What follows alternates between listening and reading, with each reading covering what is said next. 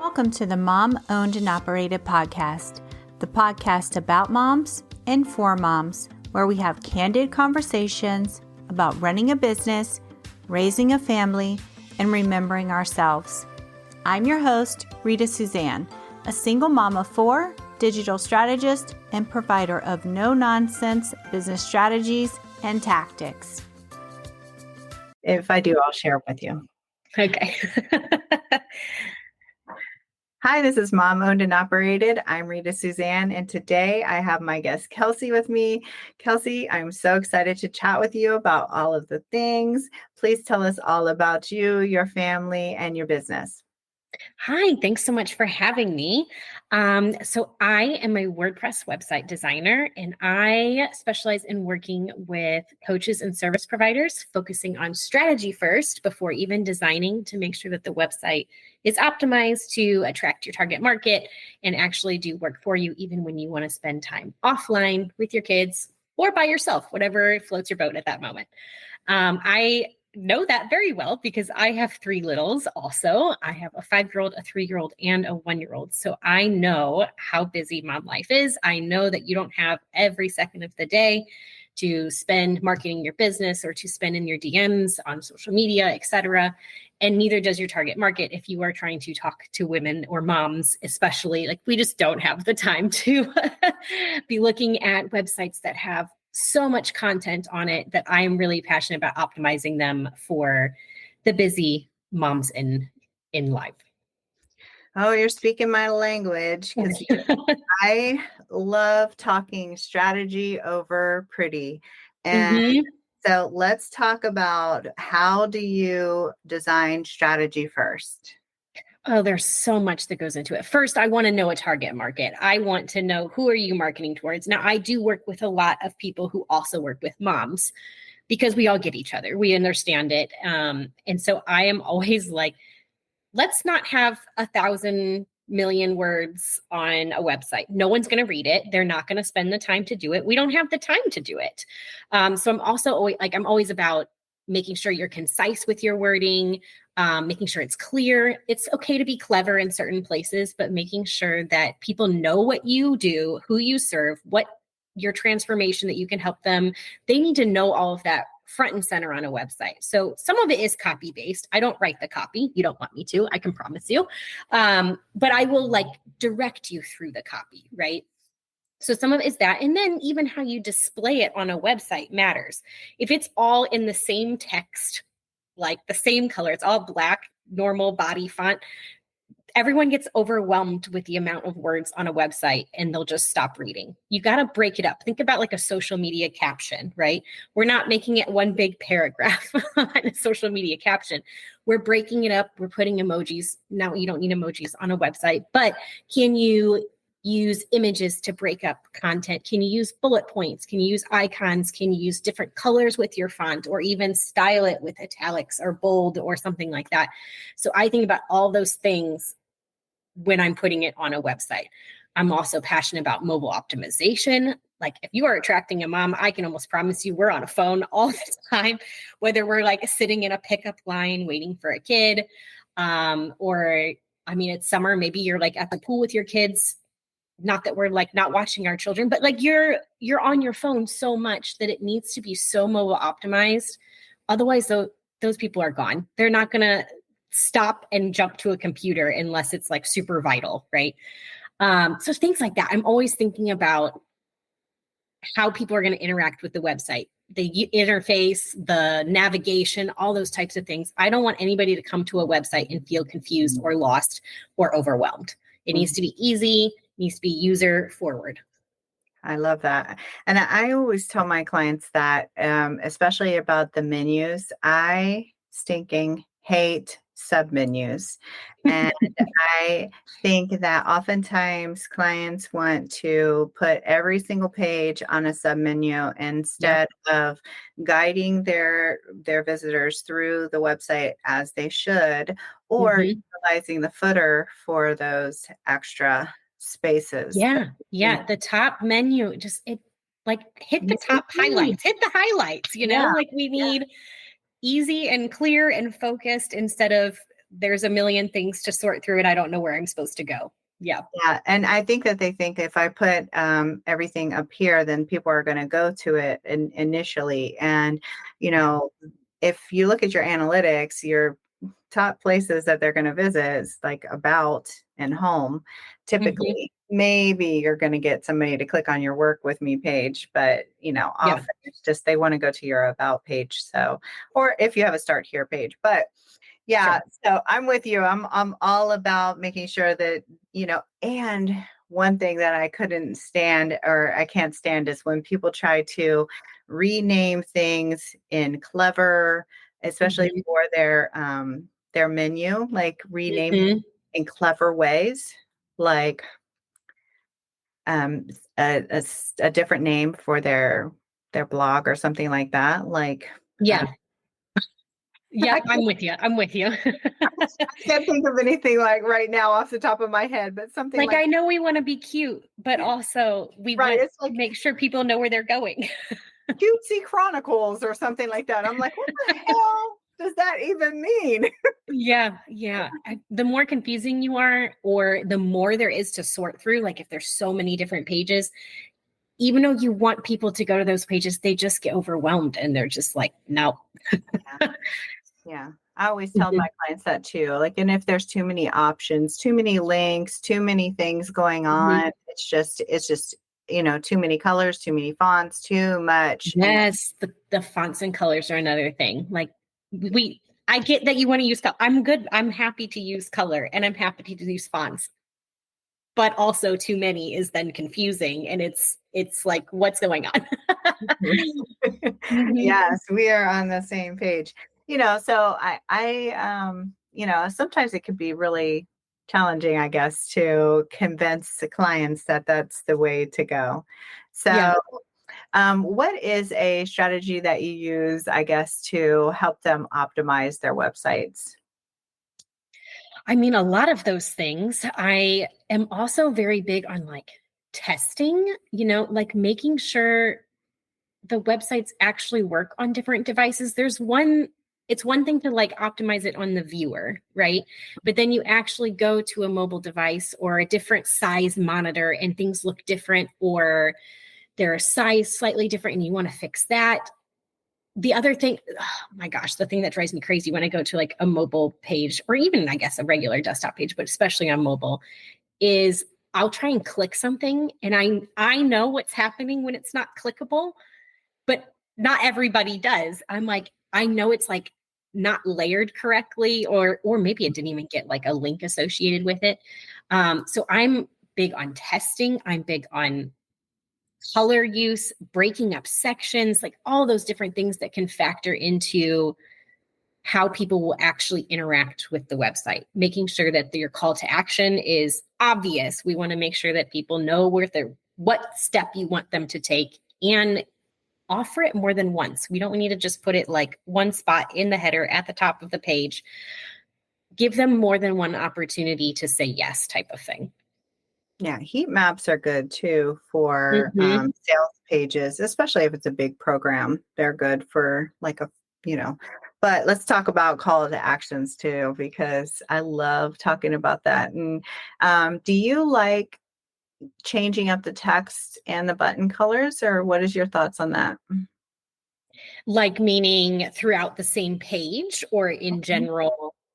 On the same page, if it was a sales page. I tend to like to keep it as consistent as possible.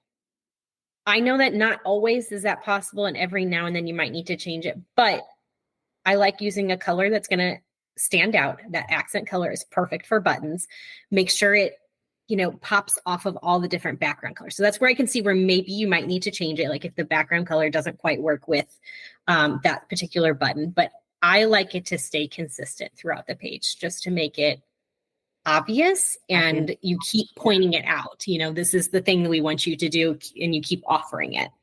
Yeah, I'm with you. I like my buttons to be recognizable throughout the whole site. Really, I want them to be the same, unless they were two buttons on the same page going to two different things. And then I might use two different color buttons, but most likely I'm going to use the same ones. However, I will change the text. I do like to change up the text. Do you do that? Like what it says, Yes. the copy of the text? Yeah. Yeah. I'll keep Yeah. the same font, but the Mhm. wording on it, yes, I will change. And it depends on where you're sending them to, right? You might Mhm. actually have to change it based on where you're sending them with that specific button or whatever. But I almost always change it. I'm not super consistent with staying the same wording because some people might be attracted to different words and understand what they mean different ways. So Plus, I think like different sections call for different yeah. calls Mm-hmm. to action, right? And Yeah. I think that's a place where you can actually be cute and like actually emphasize something, but being clear and cute, Yeah. not Yep. Not only cute. confusing, not confusing cute. It's a fine line. It's a fine line. But yes, I think you have a little bit more playful aspect Yeah. there. And even if you have like a line above the text that kind of is cute leading into the call to action button text, there's ways to play with the buttons, I think. Yeah. Yeah.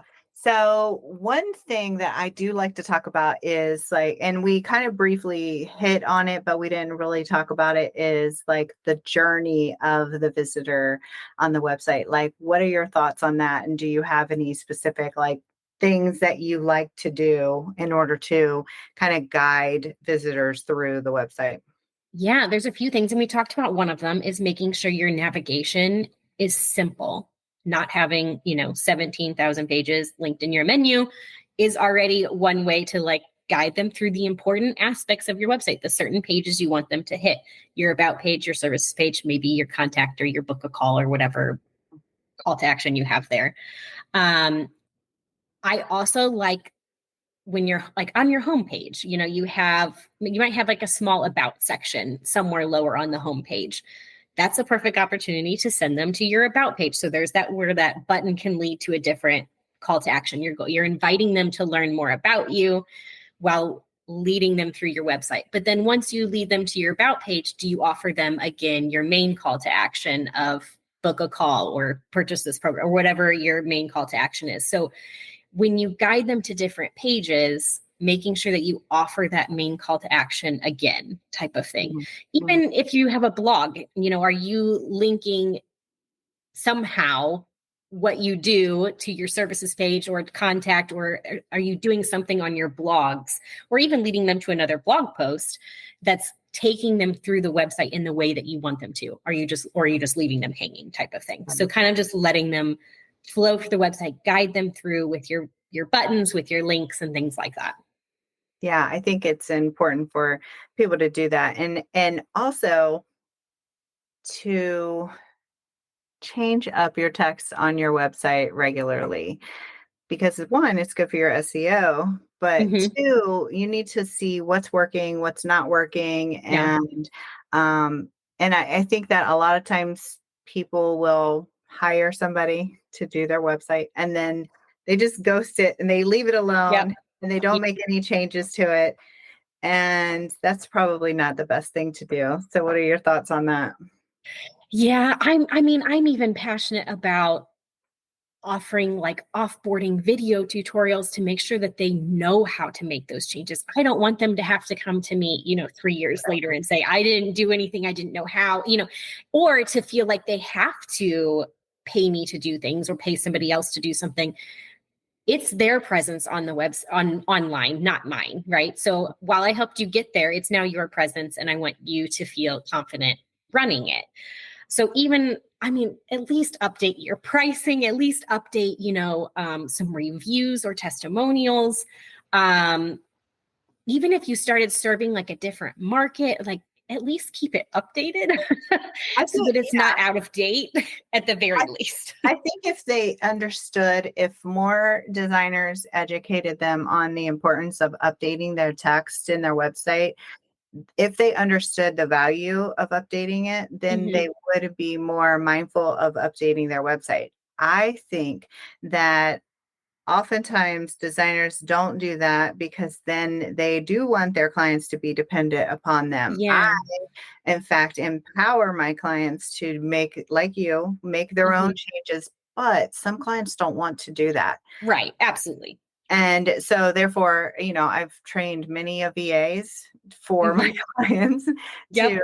to make the changes, but it's them knowing the importance of being able to do that in order to like if we're educating them, then they understand the power of the website, because the website is powerful.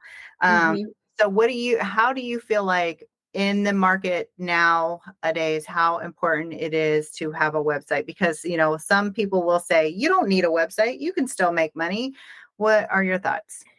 I don't think they're wrong. I think that you can still market in other ways, and you don't have to have a website to a point. I think there becomes a point. I don't think you need to like start off making a website or investing in a website if you feel like this might not be something you stick with, or you're just kind of testing the waters. But if it becomes a business that you really want to see go further, you're going to need one. And I feel like it depends on what market you're in. If you're a brick and mortar, I almost won't show up at your Google address or whatever, because I'm like, are you real? You don't have a website? Like, murder me? I just don't know what's happening, versus someone in the online space could maybe get away with it for a little while. So I think it really depends on what you're doing. If you're, selling something online, even, it seemed like it's more than just a service provider. If you're like an online shop, you have e-commerce or something, it almost feels a little bit more important to have one also, because where are you selling those products? If you're just doing it around your area or something, then maybe you can get away with it. But if you want to go bigger and be able to ship, then you need a website, So I think it really depends on who you are, what your goals are, who you're marketing to. Like, there's so much that factors into it. But I do think that most businesses, especially now, it just builds the authority. It makes you a real person. It makes it seem like you're a business. It makes you more trustworthy to have a website. Right. I agree. But I don't think that it's something that you need to invest in straight out of the gate. I've had so many clients come to me in the past when they were first starting their businesses and want websites. And then in 2 years, they pivot and their website needs redesigned again. And they've completely changed and everything needs to be redone. And so it feels like maybe it was a waste of money for them to do. And so, I do think it's important, though. I feel like in today's market, marketing is a lot different online or in general than it used to be. Now I feel like there has to be like a 3-tiered approach. Like, you have to market locally. You just have to. In the past, I never did because I was at home with my kids. But you have to market on your social media. But also, if you have a website, you need to have that online presence. You need to have your SEO game needs to be on point, because that's your long game, right? That's your long term stuff. And, that's not something that you're going to build like overnight. Just like your email list, like you need to be building your email list, but also that's not going to happen overnight. So, so these things are like, they take longer time to develop. And that's why you need to have these other things that could happen more immediate, your local connections, your social media connections. But for your long-term strategy, like you mentioned, like your online presence is your longer term, marketing strategy, in my opinion. Yeah. Well, and it's like you have more control over a website too than you do social media.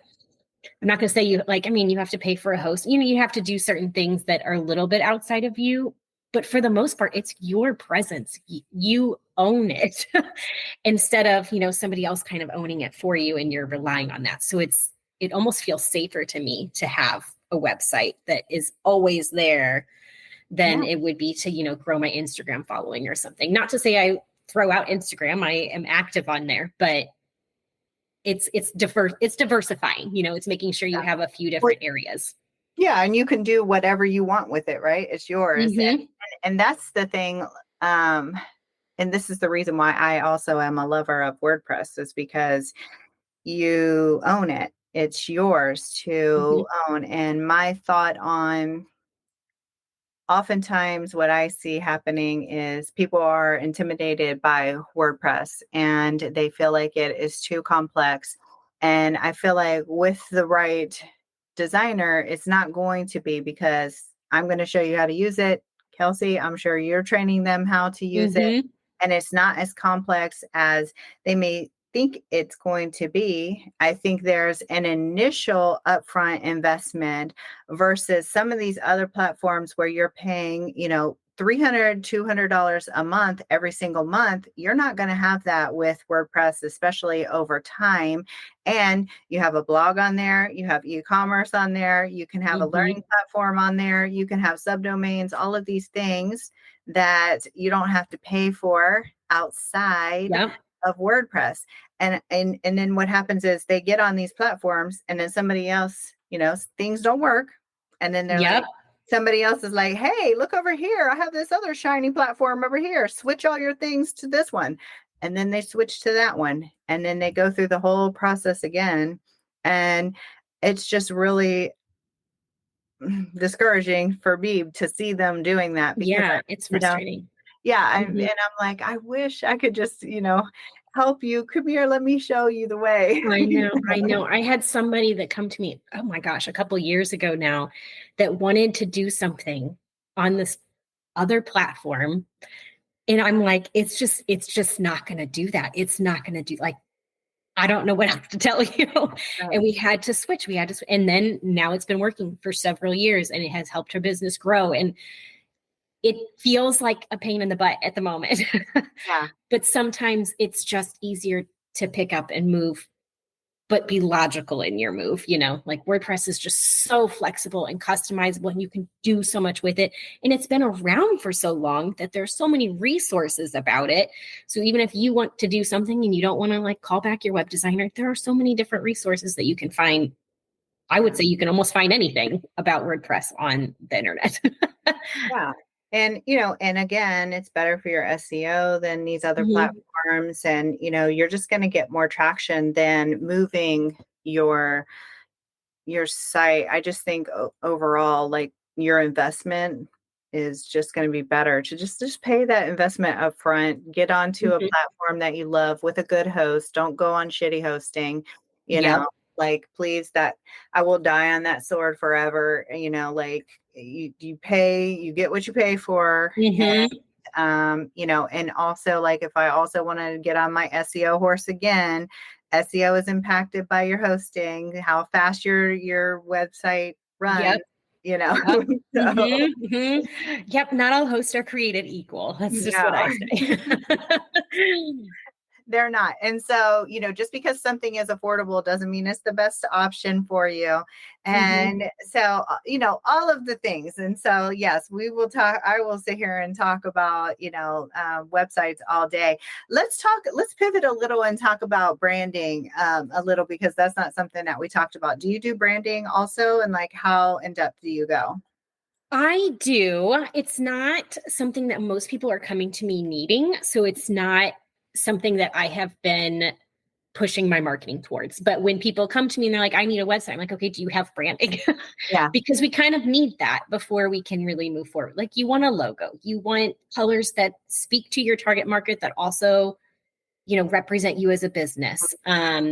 We at least want to be able to use fonts consistently. So we need to decide what fonts we're going to use on a website, and then please use those in your other marketing, So when I do branding, I will work with colors, I will work with typography, and you get at least 3 different logos from me. I usually end up doing more because I find them fun to mess around with, but you get a primary logo, a secondary logo, and at least like a submark of some kind. Right. But every now and then, you might have something else. Like, you might have a program that you want a specific logo for or something. So we'll throw that in, type of thing. But all of that also comes with a strategy, making sure that your colors actually speak to your target market, right? If you were marketing towards men, you probably wouldn't choose pink, right? Like, even though you love hot pink, like, we might not use hot pink. There's different things that factor into the colors and how people react to colors, that you want to make sure that you are putting out the vibe that you're trying to go for, type of thing. Yes. And I was going to say, like, even what you mentioned initially, it sounds like you're doing branding anyways, because you're talking about their target audience and in Mhm. their target market, that's part of their brand too. So yeah, like all of those things work together. And I don't think that people really understand like how, like, we can't design websites if we don't know your target audience, Yep. Mhm. It right? matters. It matters. Yep. So, how are you able to manage all of the things, building all these websites with these three beautiful littles running around and you wrangling them at the same time? How did, how is You that going? know, it's kind of just an everyday adventure. I'll just say that. Like certain days, you know, they behave better than others. Certain days I might have more calls than others. They were doing preschool and now they're not. And then they were offset in naps and now they're not. So everyone knows kids are very fluid and changing all the time. So it's really just looking at the week ahead, what needs to fit in, what do I need to accomplish, where are my pockets of time. Now they're all napping or resting, reading books. At the same time. So now I have like at least a 2-hour window where nobody's bothering me. Yeah. So that's where I'm fitting in calls and podcast interviews. And that's where a lot of my marketing and my work time, my client work, things like that. But you know what? I work with so many amazing people that, half the time I show up to a call with a child on my lap. And there's just like no one seems to care. And it's awesome. I love that we are in a time of life, I guess, that we're supportive of one another instead of like, oh my gosh, how dare you have brought a child onto a call, like that's so unprofessional. We're just all in it together. And if I've taken it to the point where I know that my target market is supportive of that. And if they don't want to be, if they don't want a child, they'll know on that first connection call of whether or not we're a good fit. Because if they have a child, I'm happy that they brought a child to the call. Or somebody apologized for eating her lunch, and I was like, I understand. Like if that's like your moment that you have to eat lunch, like it's not going to bother me. Those things don't bother me. And so if I know there's people like me out there that are okay with what's going on in my life, then that's just how we do it. And now that they're all home for summer, it might be, a little bit of weekend work here and there, or, after bedtime type of thing, or when husband comes home from work that, he might have to take over with the kids here and there. But it's just looking at where are my pockets of time, what can I fit in, and what is critical in that day or in that week. Yeah, I think that's the best way to do it. I remember, pre-COVID, where it was, I guess, a little bit more frowned upon. It's like almost like we tried to hide the fact that we had our kids at home with us while we were working. And now it's like everybody's like, I don't care. Like I've actually done interviews with moms, not only with their kids on their laps. I've done one where somebody was breastfeeding, and it's not a problem for me. I don't mind, as a mom, it's not an issue. And even if I wasn't a mom, I wouldn't mind because, like I support anybody in their thing. But I just love this more accepting thing that we are now. So I'm with you on that. Okay. So I have two wrap-up questions. If another mom came to you and she wanted to start her own business, what would your advice be to her? I say go for it. I'm not sure that that's like the right advice or helpful advice, but if you have a drive to want to do something, like I had a passion to be home with my kids. Some days I'm like, I'm not sure what I was thinking because they're loud, and there's been extra ones since I've started my business. So it's a little bit more chaotic than it was when I first started, but I don't regret having this time with them. I know that my oldest is going to kindergarten next year, and I'm like, what am I going to do? He's not going to be around. What does that look like? And I'm like, okay, now my youngest, who just turned 1, is still like full-fledged baby, right? She'll be in like full-time school in 4 years. Like in 4 years, they're all out of I can't even begin to say how thankful I am that I get to be here for those years where they are developing and learning so much. And they're interacting with each other. And I don't have to miss it because I'm here. So if you have the drive to want to be home with your kids or continue to send them somewhere else, I get it. But you have a drive to do something for yourself, because now I feel like this business is for me. This is something that I want to grow for me. I spent the last 5-6 years growing humans with my body. I want this business for me. I want to grow it to bigger and better. Now that I feel I'm good on growing the family, this is now my turn to grow something else. So if you have a passion, if you've got the drive to want to do something like that for yourself, just go for it. Yeah. I feel that same way, and my kids are all teenagers, but I still feel the same way as you, even though they're teens and they're off, they're doing their things. I can still be available to them. Yeah. When they need me. When they need me, I'm here, and I have that flexibility for them. And I think that that's one of the most, the thing that I am the most grateful for, Absolutely. being able to be there for them and not having to ask somebody, can I go to my kid? Yeah. I mean, I was a teacher before this, and there was no like, oh, I want to go to my son's, pre-K graduation. Like, it would have been in the middle of finals and I would have had to been at work. I didn't have to miss that seems like a little thing, like a pre-K graduation, whatever. But I didn't have to miss it. And I was able to be there, and I was able to be the mystery reader in his class. And for goodness sake, there was so much sickness that went through here this year that I'm not sure how we would have even survived with the amount of days we would have needed to take off between the two of us to be able to be here for sick kids. But they were sick for like 2 months straight. It was bonkers. Right. When one wasn't. But yeah, exactly. They took turns with all the different viruses and the sicknesses. And we just didn't have to worry about it. The flexibility, the freedom of that. And coming from a teacher perspective where I couldn't even take certain days off of work because whatever reason, to being able to do whatever I need to do for my kids makes me so grateful. And it makes me feel like the mom that I wanted to be, instead of like the mom that people told me I could be or that I should be. I should be in the classroom, and the teacher lifestyle is so helpful with kids. Well, it is in some sense of the matter. Like, you're off for summers with them and the school day kind of ends about the same time.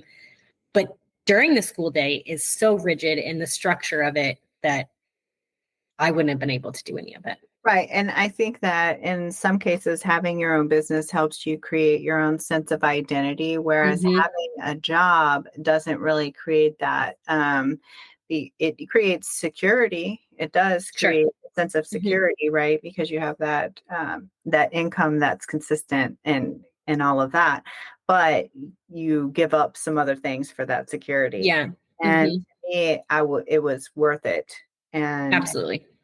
So I value that. So one thing and one of the reasons why I started this podcast was to talk about how other moms were able to take care of themselves. Because when I started, I was struggle busing on taking care of me. I was, wondering how other moms are able to run a business, raise their family, and remember themselves. So I want to know, how are you taking care of yourself, Kelsey? It depends on the day because, like I said, the kids have different moods. So it's really dependent, but I try not to overwork myself. I'm not the person that's, putting in all hours of the day. That it's just not going to happen at this stage of my life and where my kids are at. Which is why, I only take on so many projects at a time, because I need to have that balance. So I also kind of hold boundaries work-wise of when I work and how much I work and things like that. So I try not to work too much in evenings. I take that time for either myself or to sit with my husband and we watch TV, or I will read a book. I also try to get some sort of movement or exercise or something in. We try to get outside with these kids as much as possible, because I know how good sunshine and weather and just being outdoors is for all of us, that I know it helps my mood too. I try to get enough sleep. We'll say that. But just, it's the little things, I guess, at the moment. but I like having the business side as also something that's for me, and it takes care of that part of my brain that has the drive to do something other than being with my kids all day.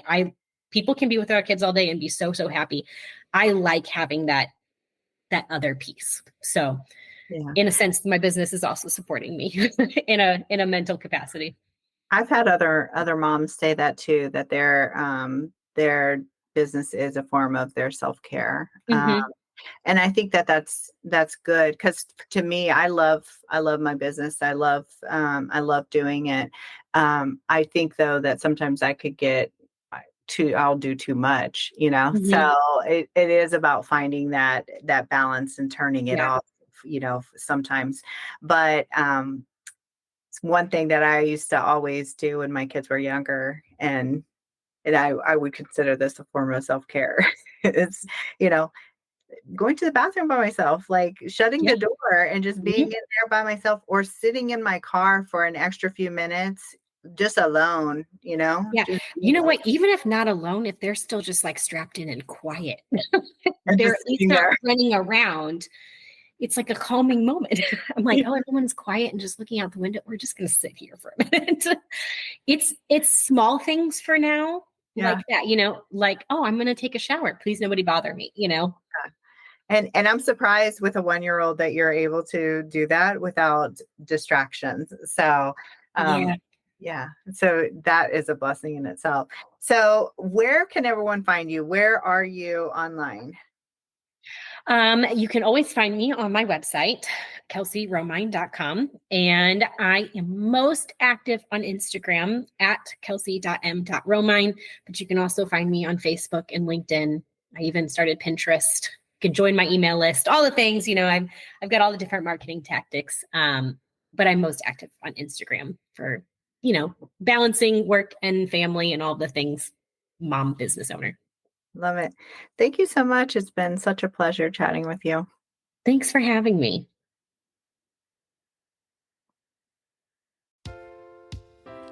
And there you have it. I want to encourage you to remember that being a mom who runs her own business is not easy. We all struggle, but just keep moving forward and don't forget to make time for yourself. As moms, we are usually the first thing to go to the bottom of the list.